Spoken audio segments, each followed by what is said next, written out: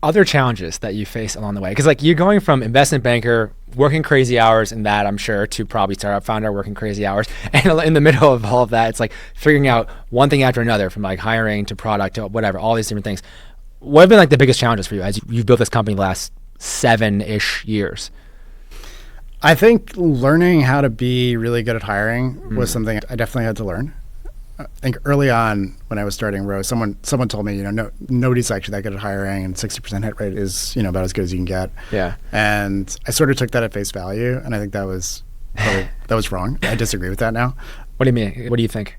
I think you can be really good at hiring. I think I think it's a process, and I think it's pretty straightforward. Doesn't mean it's easy.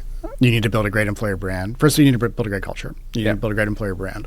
And then you need to be really deliberate, really clear about like what is the job, what are the roles of this person trying to solve for. And then I think you need to be, really not looking for, the all around great, but or all around good, right? But looking for, okay, where is this, this one person, this one task, is this person great? And this is the main thing that I'm trying to fill. This is I want this job done really well. Yeah. This job, not everything. As you start, you start a company, you start with more generalists, you trend towards more specialists over time. The other thing I think I learned was that stage fit really matters a lot from hiring. So, folks that have been at a company at a similar stage as you generally understand more about how another company in that stage would operate than, say, someone that's been in the same industry as you, but at, a company that is like a large public company, let's say. So we're in fintech.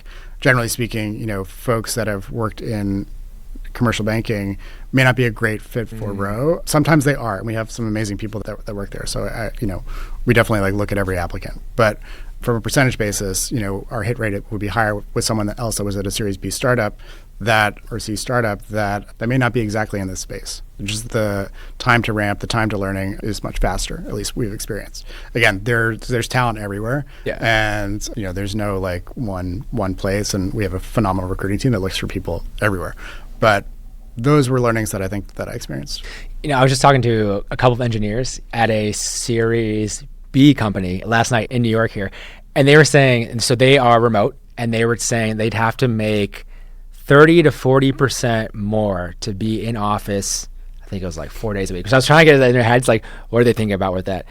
How do you look at hiring remote versus in person? Just what do you think about in terms of that? So I think it depends. It's very self-selecting. I think there's some people that feel that way, and there are companies that are set up well to support folks like that. My view is the opposite. I want people that want to be in office. You would have to pay me like double, to not be able to be in office with other people. Like I find like being alone in my apartment, trying to work, trying to look at a 13-inch screen as my interaction with other humans, really unfulfilling, and also like pretty slow as a decision-making process. So we're very big on in person. We want other people to feel that way as well. It's not for everybody. I completely understand that and respect that there are, many ways to do things. But for us, the only way that I know how to move really fast is put everybody in the same room and get them on the same page really quickly. That way we can all kind of sync, make decisions quickly and move fast. I sit on the floor. We have, our offices are set up like trading floors. So it's one big room. I'm sort of in the middle of it, and anybody can walk up to me, ask me a question, or my leadership team is sort of right there next to me. And that allows, I think, number one, like it reinforces our culture of transparency. And number two, it means that our teams work really well together because you kind of have to. Like you're 10 feet away from the next person, you're 20 feet away from the next person. Whereas if you're remote, I think it's a lot harder. It's a lot, and you have to put a lot more effort. We have a handful of folks at Rho that are remote because they are, exceptional talent that frankly we just can't find in the New York area. Fair. Or they're in a market that we're in. And so we're not absolute about it, but we have to work really hard, and those folks have to work really hard to make sure that they're on the same page in a way where if you're just in the same room as people, it happens almost naturally and subconsciously. Yeah. No, there's so many debates on that, right? In person versus remote. Like, okay, well, we're in person, but like how many days in person? I have an engineering friend who's like, he's 4-ish days like in person, and it's a whole thing. Like, but like the company's really good, so he loves it. Like that, so many different opinions on it. There's no right answer. It's just like what fits for your company, and like we want to build a culture and a team and a place of work where people are really excited to be there and they want to be there every day.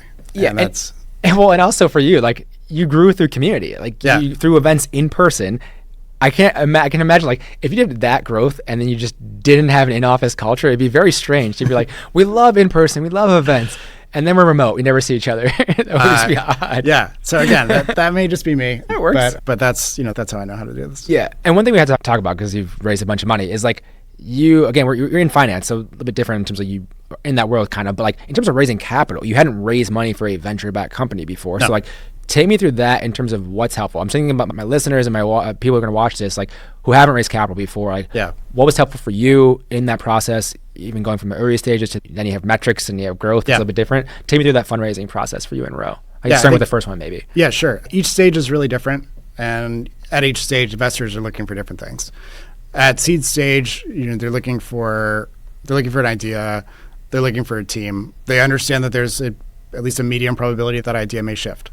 So it's more about a market direction, and are you able to get the right team around you? Or, magnetic personality, do you believe that people will follow you? Do you have, enough technical capability, either in yourself or with a co-founder, where you're able to ultimately, make that thing a reality? Do you have a clear vision for what you're going to bring into the world, right? That's pretty much what seed investors are looking for, at least from my experience. Series A, you want to be able to deliver on traction. You want to be able to show, yes, this is working. You want to be able to demonstrate some revenue. You want to be able to demonstrate that you've built more of a team. Series B, it's really all about growth. Mm-hmm. Like, how fast are you growing? And like how efficient is that growth? Is it, are you like hockey sticking, exploding off the page? If so, it'll be really easy. If not, it'll be hard. Series C, again, more growth. And then as you get later, it's more like unit economics, multiples on revenue or multiples on gross profit or multiples on net income, ultimately, in the very long run. I think that people underestimate a little bit how much of a relationship business VC is. It is a relatively small community. Relationships matter a tremendous amount. So, being a good participant of that community, right? Being thoughtful, respectful, but also showing up in the way that you want investors to see you, right? Which is you want to be persistent. You want to be focused. You want to be determined. You should expect that most of your answers are going to be no, right? Like, statistically, you only need one yes. So, just getting used to rejection. And then, but being really passionate about your idea, and also not asking the market or not asking investors for permission to build your company, right? And I think that's something that's really important, especially at the very early days, when maybe you're raising seed capital and you don't necessarily have very much to show for it. Maybe you have a prototype, maybe you have an idea. It can be a trap to go to investors and ask them, well, what would you like to see? Or, ask for permission. I think you have to approach it with the mentality of, this is happening. I'm doing it's happening with or without you. I would love you to be part of this journey with me. But, if that's not a fit, that's okay. I will make this happen. And that's something that I learned pretty early on, but I made that mistake, at some of our very early first meetings. And it's an easy mistake to make, again, as a very early stage founder.